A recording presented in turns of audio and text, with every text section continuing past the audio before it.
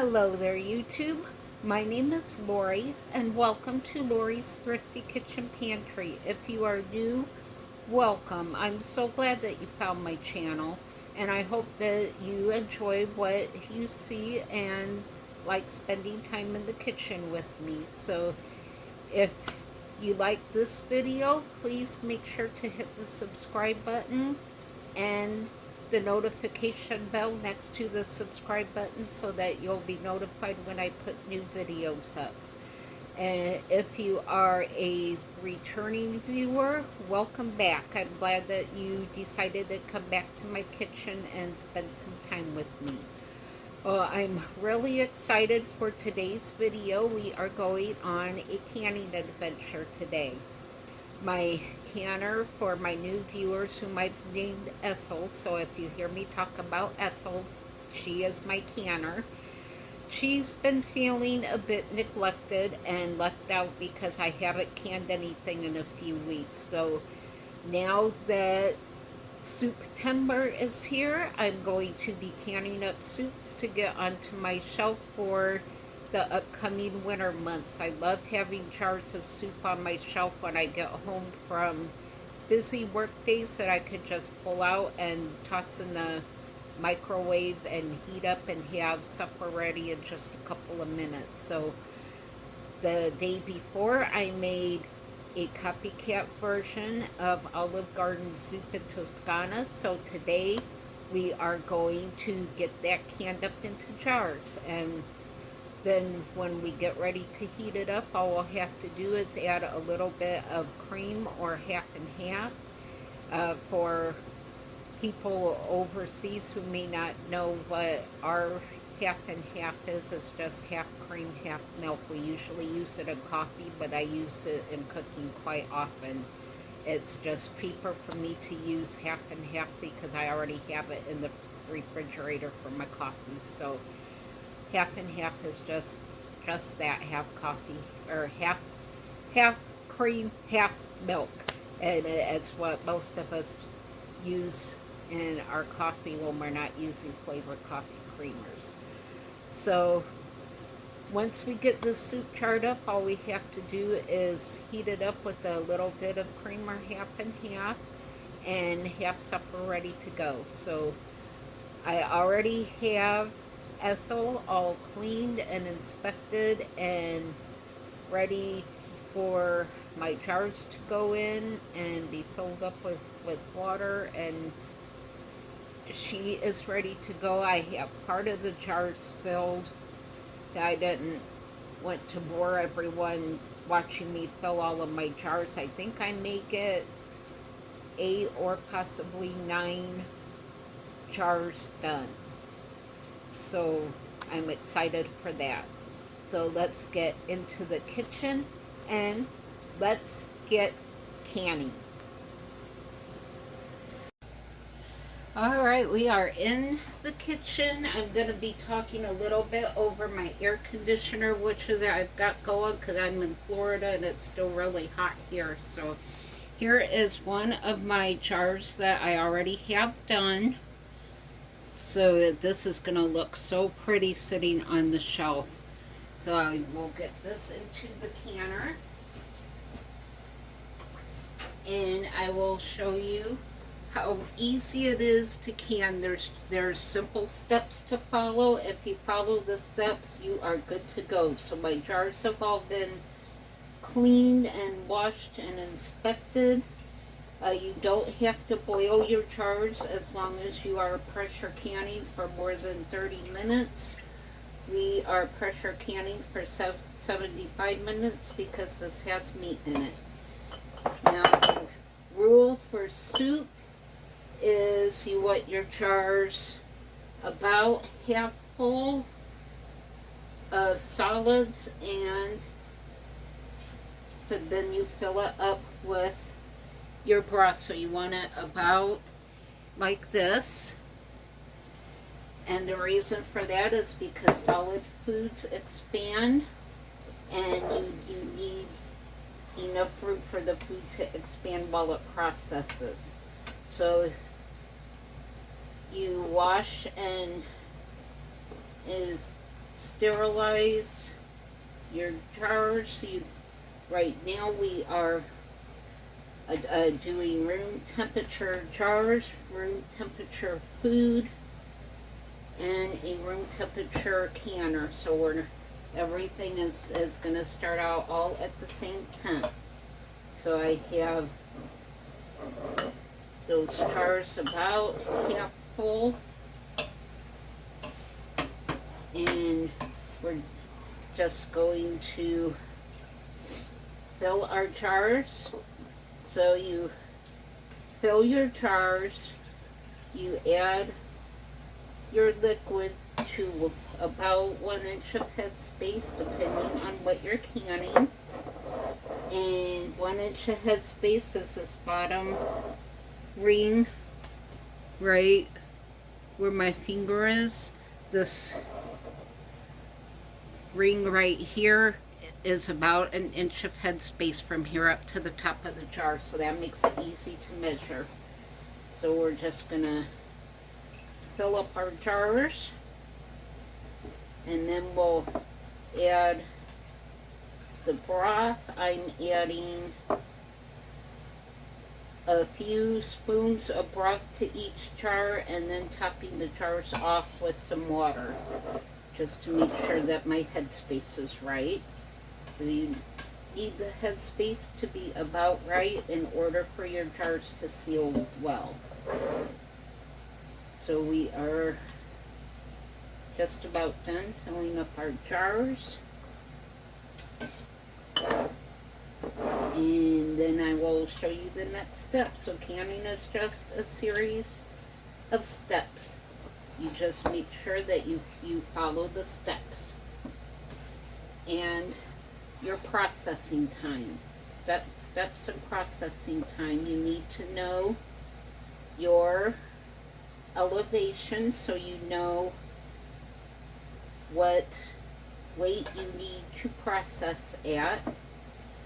Now, these are all non-acid foods, so they do need to be pressure canned. I know there's some people that will say you can water bath, but that's their kitchen. They can do as they choose to. I'm choosing to follow the USDA canning rules and pressure can this so that I know that it's safe to eat. So my advice would be to do your research and look at the data, and then decide if you want to take a chance on water bath canning this. So I am just filling up my jars with my broth, so we're done with that. And now I am just going to top off my jars. So let me make it just a little bit bigger so you can see my jars. That looks a little better. Alright, so I'm just going to add a little bit of water. This is my debubbler. You always want to check for air bubbles and to make sure that your food is in the liquid. That looks good. And then you just finish off with this step of the process. So I'm just filling up my jars the rest of the way. And the only reason I'm doing it this way by topping it off with the water is because I wasn't sure how much broth I was going to have, and I needed to make sure that each jar had some of the flavor from the broth, but they also at the same time had to have the right amount of liquid in it. So I'm just debubbling here and doing our last jar.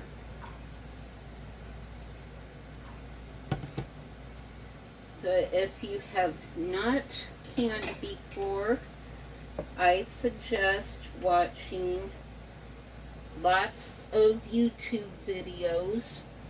I watched probably a good 2 months of videos before I canned my first jar of chicken, so by then I pretty much knew the steps and felt comfortable enough in what I was doing that I knew I could do it and it would be safe. Alright, our jars are all topped off. So now in this jar, all this jar is an old clean t-shirt that I was going to get rid of, and I decided instead that I was going to cut it up and use it to wipe off the rims of my jars because I was going through an awful lot of paper towels. It was getting very, very expensive. So all you do is just wipe around the jar, wipe the rim, make sure there was nothing splashed on there that would keep the lid from sealing. And it also gives you another chance to check for any cracks or any irregularities that would keep your jar from sealing. And I'm just wiping over my clean lid to make sure nothing got spilt on my lid. I have my clean ring. I've already inspected my rings. I found this ring that I'm going to get rid of because it just did not look like it was going to get a good seal on there. It looked like this rim here may have gotten bent the last time I used it, so we're just not going to use that one anymore. So you want to do your lid fingertip tight. I learned through trial and error when you can't very loosely turn the ring anymore, you just give it one good twist, and that is as tight as you have to get it.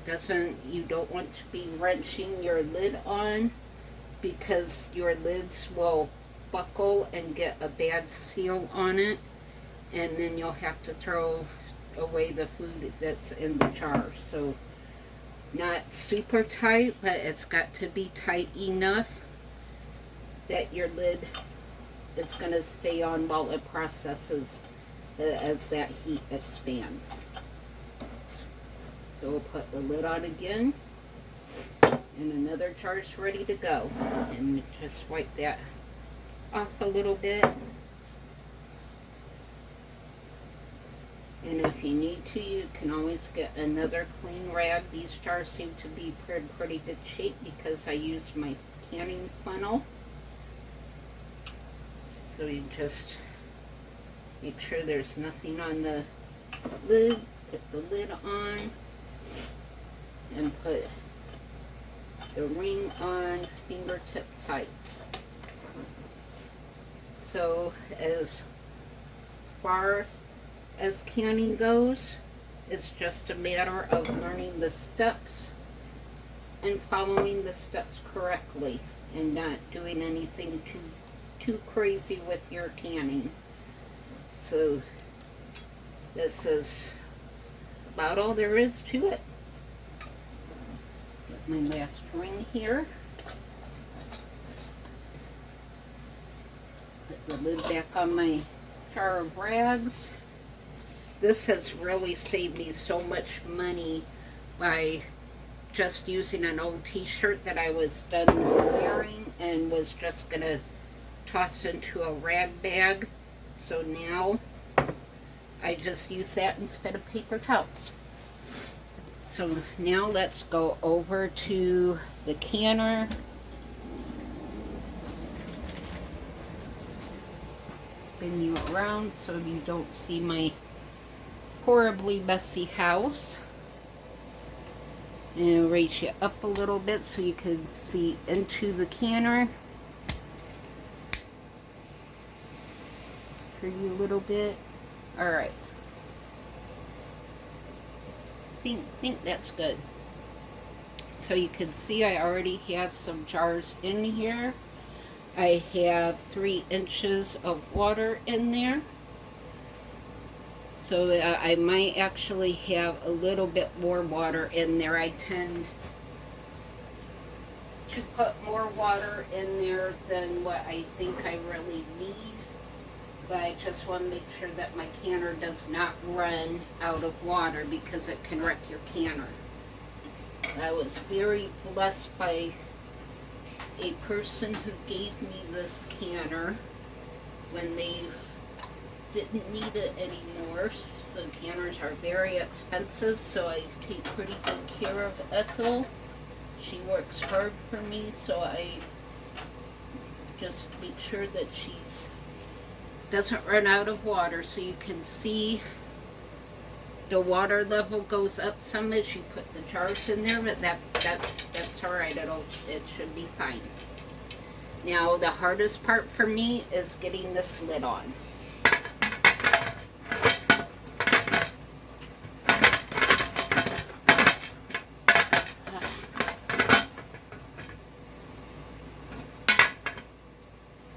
Alright, no wonder I couldn't get the lid on. I have to turn Ethel around. I had her on the stove the wrong way, so you could see here on this handle is a little arrow,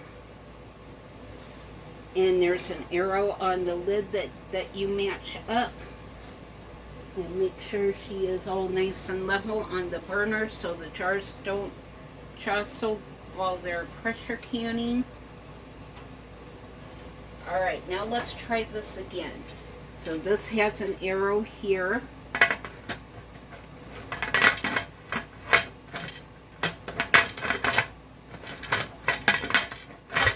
There we go.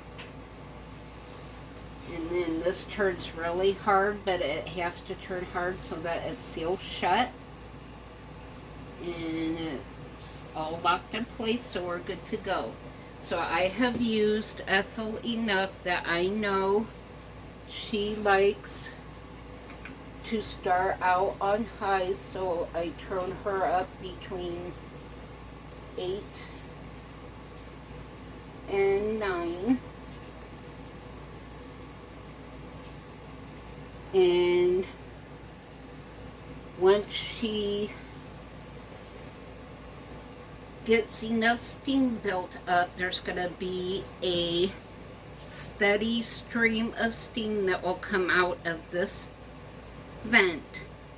This little pin back here will pop up and the lid will lock in place, and I will let it vent like that for 10 minutes. After 10 minutes, I will come back. I will put my little 10-pound jiggler on top of the steam vent, and when she gets to 10 pounds of pressure, the jiggler will start doing almost like a hula type dance, and she will start to actually pressure can the jars. So at that point I will turn my stove down. She likes to be between 4 and 6 on my stove. Your stove will probably be different. It takes a couple times to get used to your canner, but you know, after we see that steam come out of here, I'll put my jiggler on here. We'll watch for the safety pin in the back to pop up, and then once we get to that 10 pounds of pressure and the jiggler starts jiggling, I will set my timer for 75 minutes. And that's it. All you got to do is come back every once in a while and check your temperature gauge. Once you pressure can a few times, you'll get used to the sound. You'll be able to tell by the sound of the jiggler if it's slowing down at all, and you could come and turn your burner back up a little bit. So it's just a matter of using your canner and getting used to the different sounds. So I will bring you back when we start getting our steam out of the steam vent, so I'll let you see what that sounds like. So I'll bring you back in a bit. Alright, it took about maybe 25 to 30 minutes, but I could see my steam here is coming up out of that vent. I'm not sure how well it's showing up on camera. Let me zoom in a little bit and see if it will show up a little bit.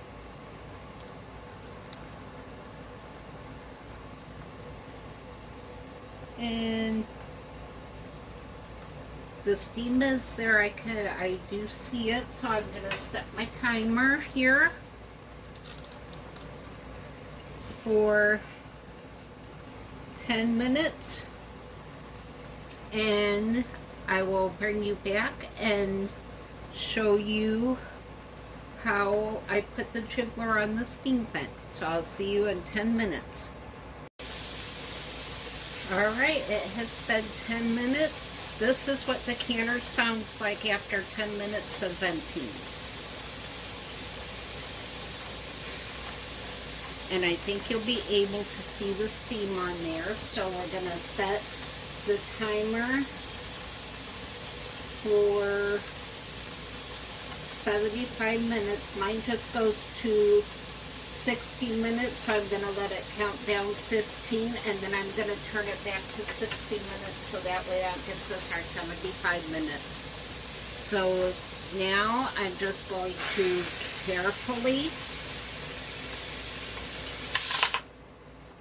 set the little jiggler on. Now this part will go a little bit faster as soon as the temperature gauge here gets up to 10 pounds of pressure. I will come back and turn the stove down between 4 and 6 where she likes it. I will let you hear what the jiggler sounds like.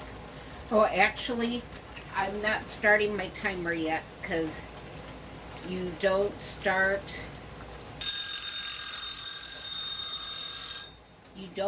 the timer until the jiggler starts to jiggle and she gets to 10 pounds of pressure. Then you start your timer for 75 minutes. I almost messed up. I caught myself just in time. So we're okay.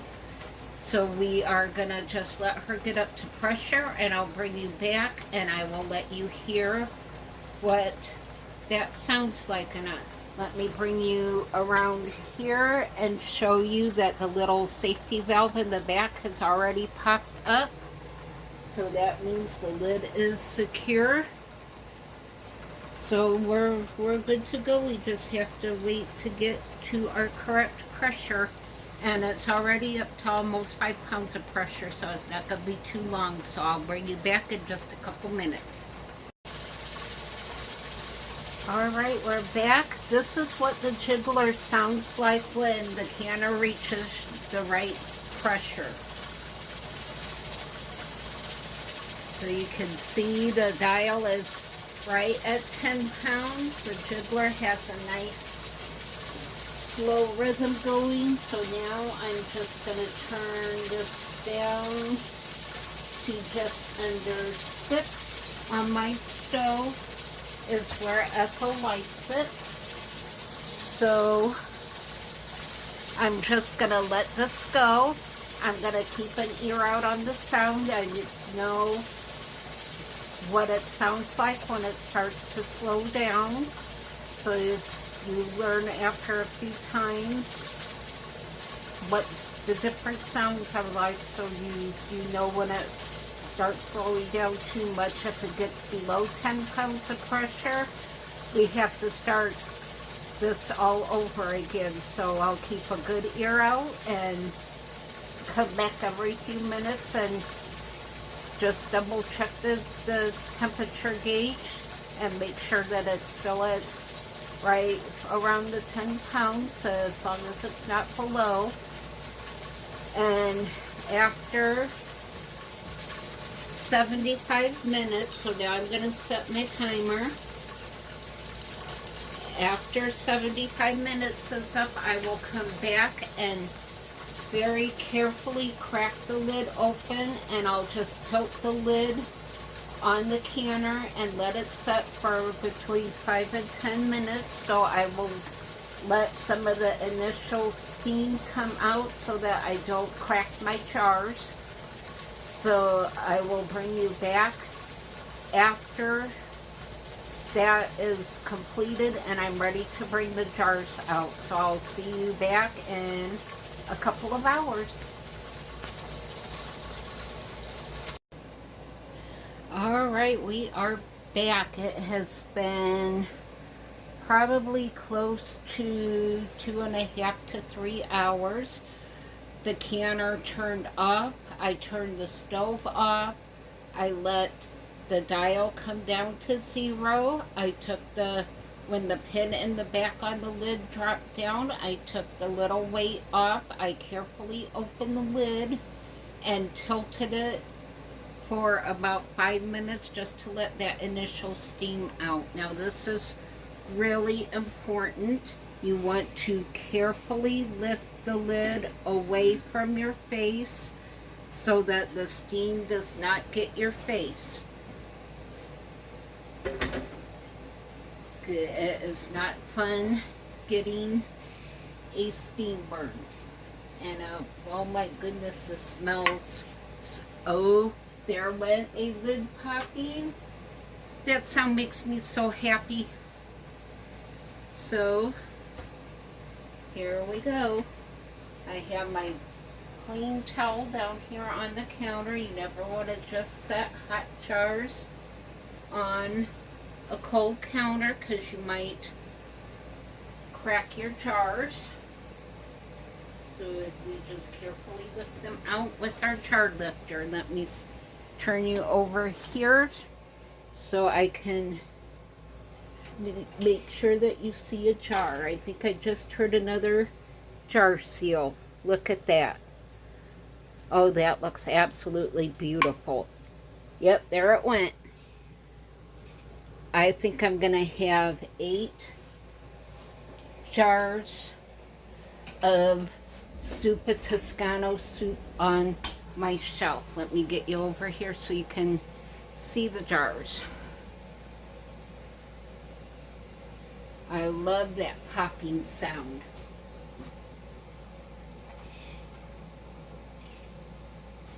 That popping sound makes me very, very happy. Look at that soup. So for about $10, I got a meal plus 8 jars of soup, and I have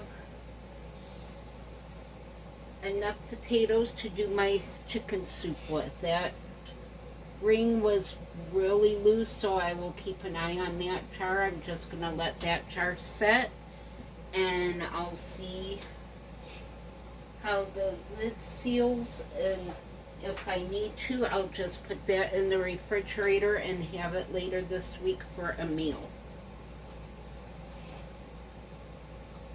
I think these jars are pretty much all going to seal.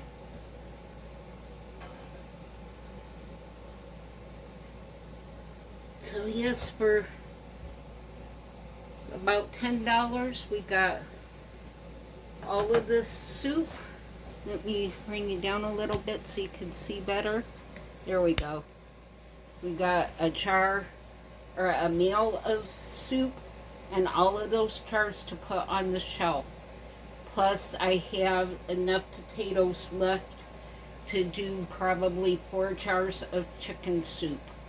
So that's not too bad for $10.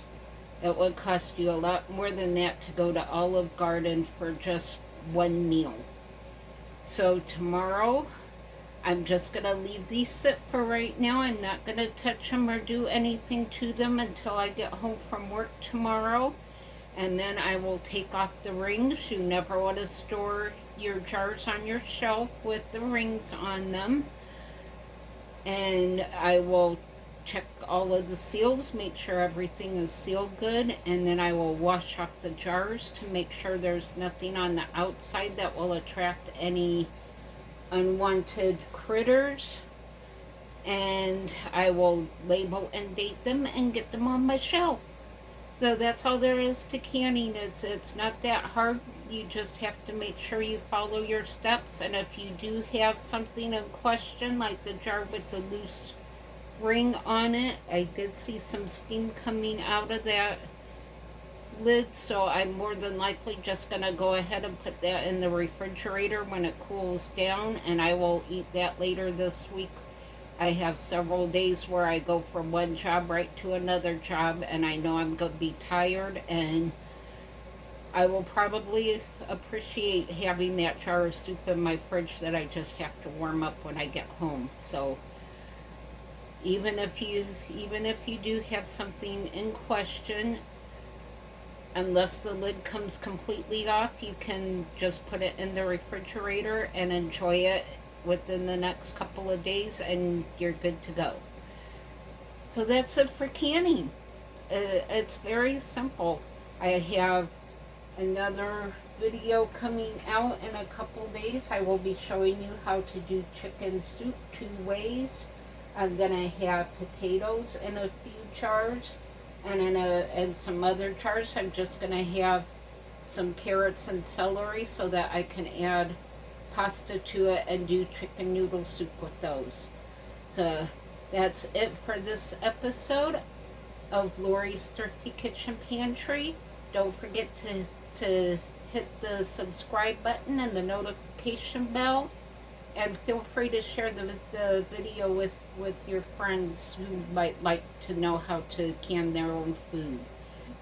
So that's it for now. Leave your prayer requests down below in the comments section so that we can pray for whatever you may need, and I will be seeing you all on the next video. Bye!